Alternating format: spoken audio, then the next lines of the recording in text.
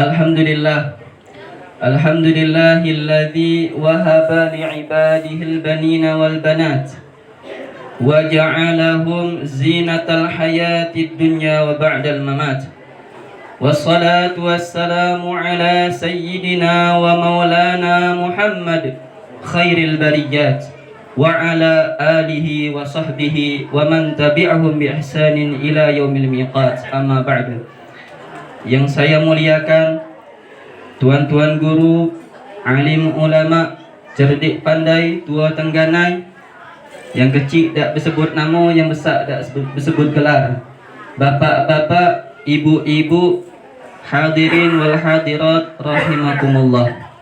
Alhamdulillah, puja dan puji syukur kita haturkan kehadirat Allah Subhanahu wa taala, yang mana dengan rahmat dan hidayahnya Allah permudah langkah kaki kita untuk hadir pada momen yang berbahagia ini. Kita semua berkumpul dalam acara tasyakuran dan akikah cucu, anak, serta keponakan kami yang bernama Sofia Talia Qur'ani. Sofia yang berarti wanita yang bersih hatinya. Taliyah Qur'ani artinya yang gemar membaca Al-Quran. Beliau adalah putri sekaligus anak pertama dari pasangan suami istri Ustadz Fathur Rahman bin Sayyidina Ali dan adinda kami, adik kami, yaitu yang bernama Rodipah binti Tuan Guru Haji Sulaiman Hasan.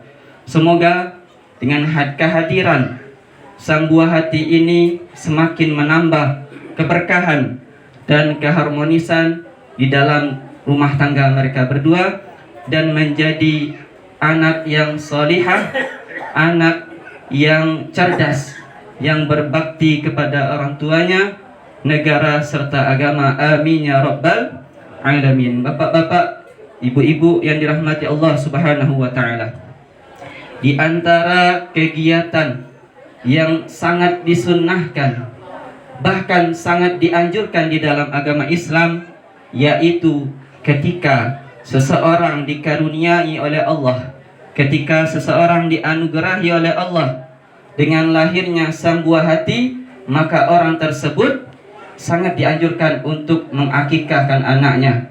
Hal ini sesuai dengan ajaran baginda Rasulullah sallallahu alaihi wasallam, yang mana beliau bersabda, al-ghulamu murtahanun bi'aqiqatih. Setiap anak tergadaikan dengan akikahnya. Yudhbahu anhu yaumas sabi'i wa yuhlaqu ra'su wa yusamma. Maka hendaknya disembelih untuknya pada hari yang ketujuh dan dicukur rambutnya serta diberi nama yang baik. Para ulama mereka mengartikan dari sabda Nabi yang mengatakan setiap anak tergadaikan, artinya anak yang lahir yang tidak diakikahkan, maka ia tidak akan tumbuh selayaknya anak-anak normal seperti biasa. Bahkan Imam Ahmad bin Hanbal rahimahullah, beliau mengatakan seorang anak yang tidak diakikahkan, maka ia tidak akan dapat memberikan syafaat kepada kedua orang tuanya. Na'udzubillah.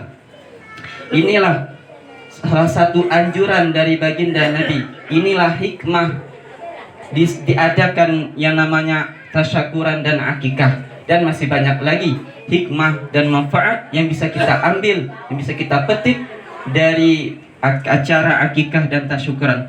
Di antaranya saya sebutkan yang pertama, yaitu sebagai bentuk rasa syukur kita kepada Allah Subhanahu wa taala atas nikmat dianugerahkannya seorang anak. Allah Subhanahu wa taala berfirman, Bismillahirrahmanirrahim, la in syakartum la azidannakum wa la in kafartum inna adzabi lasyadid. Sungguh jika kalian mensyukuri nikmatku, kata Allah, maka niscaya aku tambah akan nikmatku. Akan tetapi jika kalian kufur, kalian ingkar dengan nikmatku, maka sungguh azabku itu sangat pedih.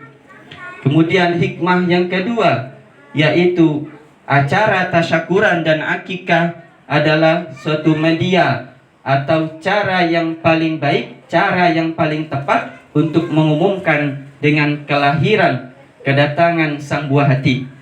Yang demikian bertujuan agar terhindar dari omongan masyarakat ataupun fitnah dan lain-lain sebagainya. Kemudian yang ketiga yaitu melatih diri kita, melatih diri untuk suka bersedekah, melatih diri untuk bersifat dengan sifat dermawan dan menjauhkan diri daripada sifat bakhil ataupun kikir. Karena memang manusia ini pada dasarnya Allah ciptakan dengan sifat bakhil. Allah Ta'ala berfirman di dalam Al-Quran, Bismillahirrahmanirrahim, wa uhdiratil anfusus syuh. Dan manusia itu pada dasarnya, pada tabiatnya adalah bersifat kikir. Dan Rasulullah SAW menganjurkan kita untuk bersikap dermawan, murah hati, suka memberi. Dan Rasulullah mengancam kita untuk tidak bersifat dengan sifat bakhil. Rasulullah SAW bersabda di dalam hadisnya, as-sakhiyu garib minallah, garib minan nas, garib minal jannah, ba'id minan nar. Artinya orang yang dermawan, orang yang suka memberi itu dekat dengan Allah, dekat dengan manusia, yakni dicintai oleh manusia, dekat dengan surga dan jauh daripada api neraka. Sebaliknya, wal bakhil ba'id minallah, ba'id minan nas, ba'id minal jannah, garib minan nar. Dan orang yang bakhil itu jauh dari Allah, jauh dari manusia, yakni dibenci oleh manusia, jauh daripada surga dan dekat dengan api neraka. Wal'iyadzubillah. Maka semoga dengan adanya acara seperti ini, akikah dan tasyakuran, maka hilanglah sifat bakhil dari dalam diri seseorang. Itu yang ketiga. Kemudian hikmah yang keempat yaitu tujuan diadakan akikah dan tasyakuran yaitu menjalin tali silaturahim, mempererat tali hubungan silaturahim antara sanak famili, baik kaum kerabat yang jauh maupun kaum kerabat yang dekat. Karena inilah momen yang tepat untuk kita menjalin hubungan antara sanak saudara, baik kerabat yang dekat maupun kerabat yang jauh. Dan jangan sampai di antara kita ada satupun orang yang memutuskan tali silaturahim. Bahkan Allah melaknat orang yang memutuskan tali silaturahim. Rasulullah sallallahu alaihi wasallam bersabda, "Qati'ur rahim mal'un walau mata fi jawfil Ka'bah." Orang yang suka memutuskan tali silaturahim itu dilaknat oleh Allah walaupun dia mati di dalam Ka'bah sekalipun.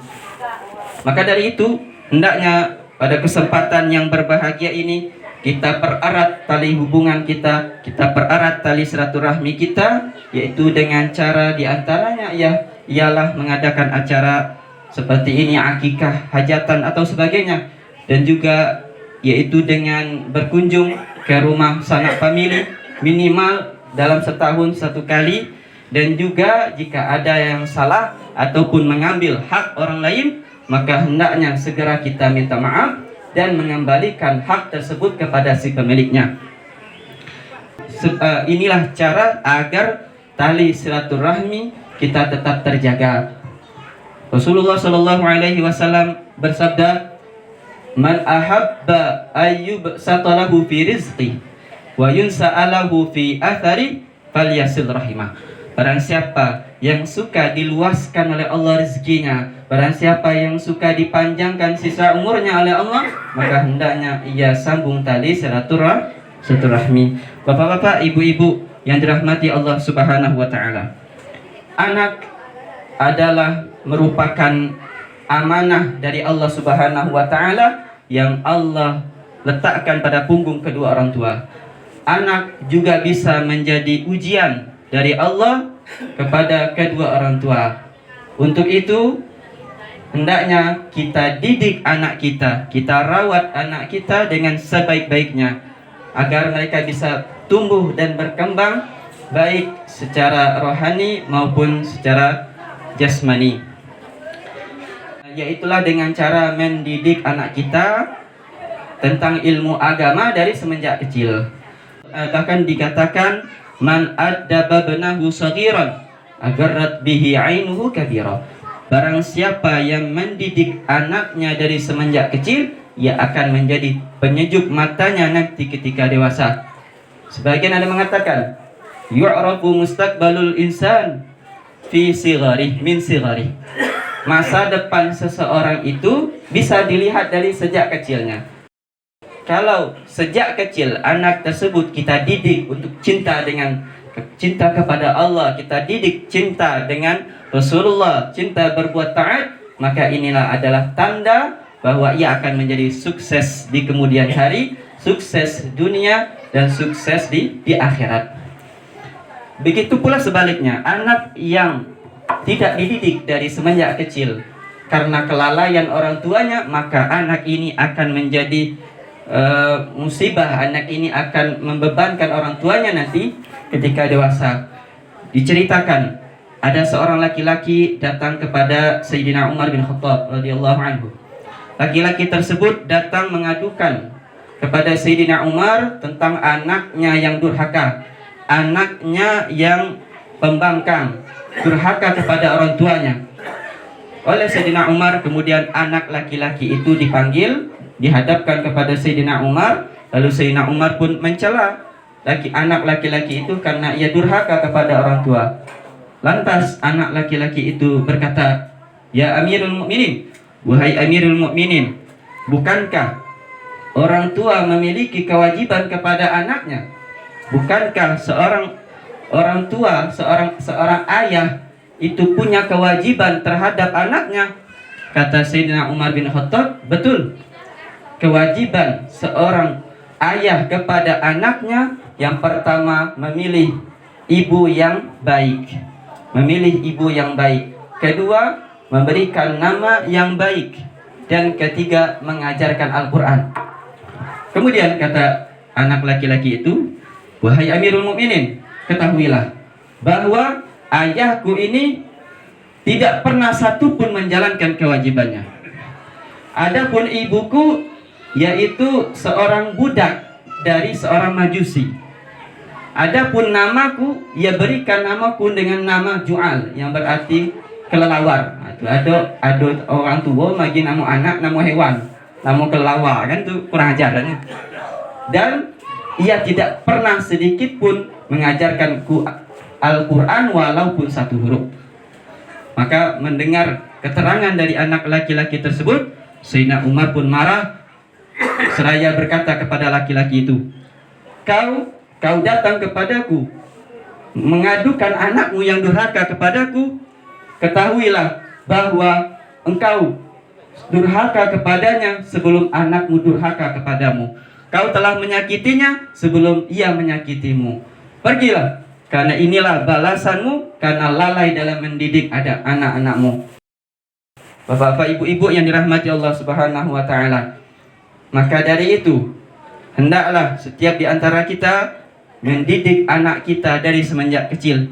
Kita didik anak kita ya dengan mengerjakan solat. Kita ajarkan solat, kita ajarkan membaca solawat, kita ajarkan mengaji, kita ajarkan ilmu agama, kita didik mereka dengan tuntunan agama. Semoga dengan didikan kita, maka anak tersebut akan menjadi anak yang soleh dan solihah, berbakti kepada orang tuanya, dan memberi syafaat kelak nanti di hari kiamat. Hada minni akhirul kalam.